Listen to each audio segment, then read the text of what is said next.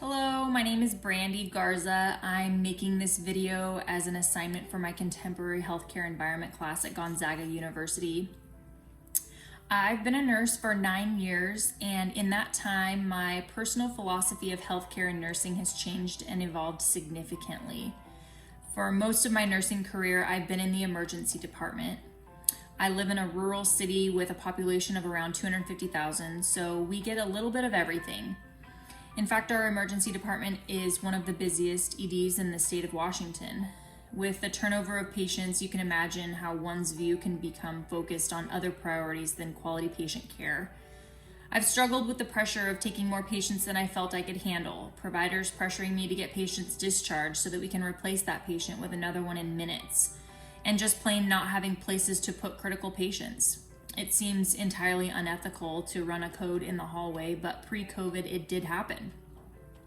I always did my best to put my patients first and empathize with them and their family members, but it wasn't until after I had my first son that I truly felt my compassion and empathy bloom.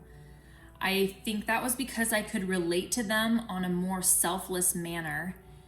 I remember helping the anxious new mom who had brought in her baby because it wouldn't stop crying. But I noticed that she was suffering from postpartum depression. And I feel like I was able to pick up on that maybe more so because I had been there. I also suffered from a miscarriage a few years back, and a few months after I'd gone through it, I was at work and a patient checked in for similar symptoms. I hesitated before I assigned myself to that patient to be that patient's nurse, but I knew I couldn't hide from these patients and my feelings forever. A coworker and friend tried to help the situation by switching the assignment in her attempt to protect me. I ended up going into that patient's room, and I specifically remember crying with that patient, holding her hand and sharing all the knowledge that I had about what she was going through, the feelings she was feeling, and resources to help her cope with her fetal demise. The patient was upset but voiced gratitude that I could make her horrible experience much more bearable. Since then, I've had many similar instances where I truly feel like I'm that patient's nurse for a reason. I feel as though the raw emotions that I have to relive when I take care of these patients give them a little extra of my love, because I can say some of the things that they may be feeling, but they don't want to say it out loud. And I can answer questions that they may not even know that they have. I do my best to complement my nursing knowledge with compassion and empathy, as I truly ache with my patients, no matter the circumstance, and do my best to find resources for them and provide them with the best care that I can while experiencing the worst day of their lives. All of my experiences, whether they are my life experiences or patient interactions, have helped mold my philosophy of how patients should be cared for, and that's with love.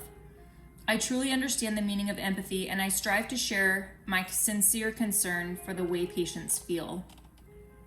When I decided to go back to school to be a nurse practitioner, my goal was to be able to grow and have more control over the capacity at which I can help patients.